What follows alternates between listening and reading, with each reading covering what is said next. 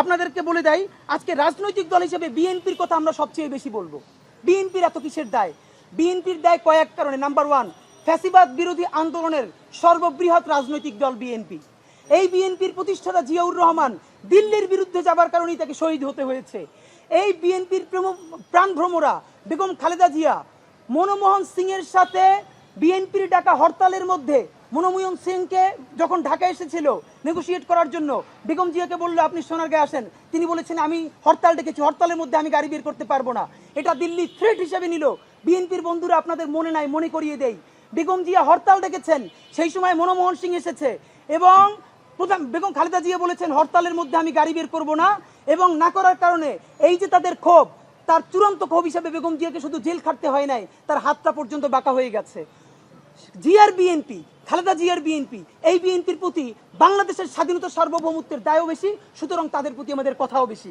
Number one, BNP এখন পর্যন্ত নির্বাচন নিয়ে যতগুলো কথা বলেছে এর অলমোস্ট সবগুলো লেজিট, আমরা বুঝি এগুলো বৈধ, কিন্তু তার সমস্যা হলো সে আর্টিকুলেট করতে পারে না যে সেনাবাহিনীর একটা অংশ যে কোনোভাবে ক্ষমতায় যেতে চায় বা ক্ষমতা গ্রহণ করতে চায় বা জরুরি অবস্থা জারি করতে চায়, সুতরাং দ্রুত নির্বাচন না হলে জাতি ক্রাইসিসে পড়বে।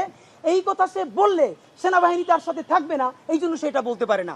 নাম্বার দুই, উপদেষ্টাদের মধ্যে কেউ কেউ ক্ষমতা প্রলম্বিত করতে চায়, এটাও যদি সে বলে ফেলে মাঝে মধ্যে চাপে পড়ে, এটাও সে বলতে পারে না, এই জন্য সে শুধুই নির্বাচন করে।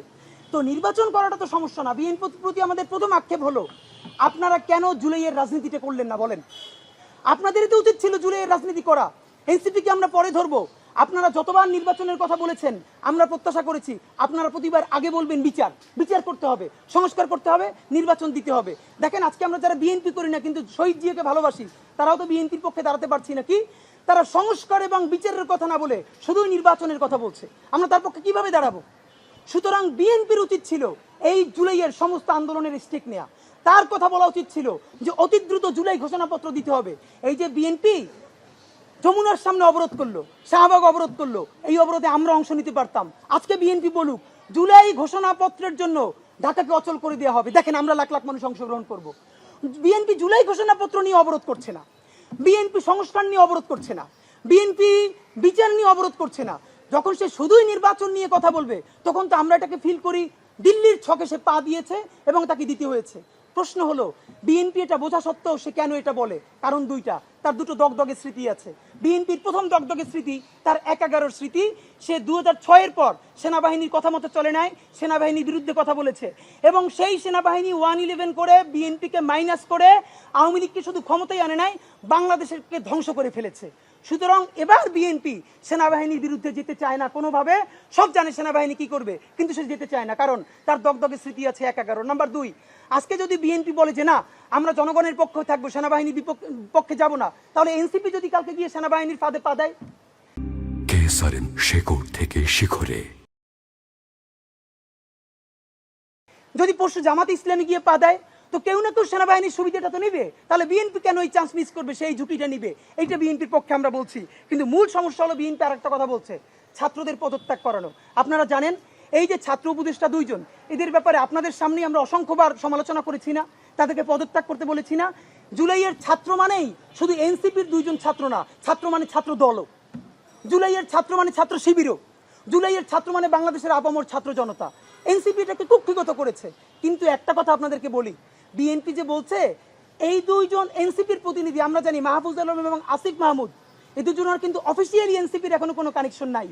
তাহলে তো আমরাও বলতে হয় এই উপদেষ্টাদের মধ্যে মিনিমাম 4 জন আছে যারা বিএনপির প্রার্থী, এই বিএনপির মনোনীত। এবং এর মধ্যে এমন একজন উপদেষ্টা আছে তিনি সুটকেস গুছিয়ে বসে আছেন কোন সময় ডক্টর ইউনূস ক্ষমতা ছাড়বেন এবং তিনি প্রধান উপদেষ্টা হবেন। এবং বিএনপি যেদিন ক্যাবিনেট যাবে, সরকার গঠন করবে, সেইখানে তিনি আবার গুরুত্বপূর্ণ একটা মন্ত্রী হবেন। এরকম লোক তো আছে। তা আপনারা যদি তাদেরকে এনসিপির মন্ত্রী বলেন, তাহলে বিএনপির মন্ত্রীও তো আছে 5 জন, তাদেরকে পদত্যাগ করাবে কে আমাকে বলেন? নাম্বার দুই, এই যে ছাত্র উপদেষ্টাদেরকে পদত্যাগ করাতে চান, ছাত্র উপদেষ্টারা পদত্যাগ করলে এই সরকারের আর 1 সেকেন্ডও কোনো বৈধতা নাই।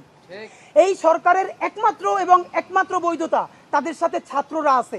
যদিও এই ছাত্ররা সকল ছাত্র না, প্রাইভেট বিশ্ববিদ্যালয় নাই, নারী নাই, অপরাপর দল নাই, এরপরও তারা যেহেতু ছাত্র নাম নিয়ে গেছে, আমাদের প্রস্তাবনা হলো সেখানে ছাত্রদের শরিকানা বাড়ান। প্রয়োজনে ছাত্র দল থেকে একজন নেন, ছাত্র শিবির থেকে একজন নেন, প্রাইভেট বিশ্ববিদ্যালয় থেকে একজন নেন, নারী ছাত্রীদের মধ্য থেকে একজন নেন। আপনি ছাত্র বাড়ান, কিন্তু আপনি ছাত্রদেরকে পদত্যাগ করতে বলেন কেন? তাহলে এই সরকারের বৈধতা কি? তো বিএনপির ক্ষেত্রে এবং সর্বশেষ আমাদের যেটা, তিনি সরকার স্পষ্ট দেখতে পাচ্ছি মনে হচ্ছে বিএনপি যেন এখন সেনাবাহিনীর মুখপাত্র, মানে সেনাবাহিনী যেটা অফিসিয়ালি বলতে পারে না সেইটা এখন বিএনপি বলছে। আমির খসরু মাহমুদ চৌধুরী গতকালকে বললেন তার মতো প্রাজ্ঞ রাজনৈতিকবিদ, হ্যাঁ সেনাবাহিনীর প্রধান তো এই বক্তব্যটা দিতেই পারে, এটা আবার আপনাকে অ্যাড্রেস করতে হবে। আমরা জানি আপনাদের 111-এর দগদগে স্মৃতি আছে, দিল্লির বিরুদ্ধে যাবার কারণে আপনাদের জীবন নাই হয়ে গেছে, কিন্তু দেখেন আপনাদের ক্ষতি হবার সাথে সাথে আপনারাই কিন্তু হেরে যান নাই, আপনাদের সাথে সারা বাংলাদেশ সাফার করেছে, আমরা সবাই সাফার করেছি। আমাদেরকে একা করে দিয়ে আপনারা দিল্লির প্রেসক্রিপশনে চলবেন? আপনার সেনাবাহিনীর সাথে এভাবে কোনো চিন্তা ভাবনা ছাড়া একাত্মতা পোষণ করার কোনো অধিকার আপনাদের নাই। সর্বশেষ বলি, বিএনপি আপনারা তো আসলে কিভাবে জেনজি আপনাদের সাথে একাত্মতা হবে? দেখলাম দুদু উনি তো ফ্যাসিবাদ বিরোধী আন্দোলনের নেতা, তিনি বললেন বিএনপির যত কর্মী আছে প্রস্রাব কইরা দিলে নাকি সব ভাইসে যাবে এই অন্য।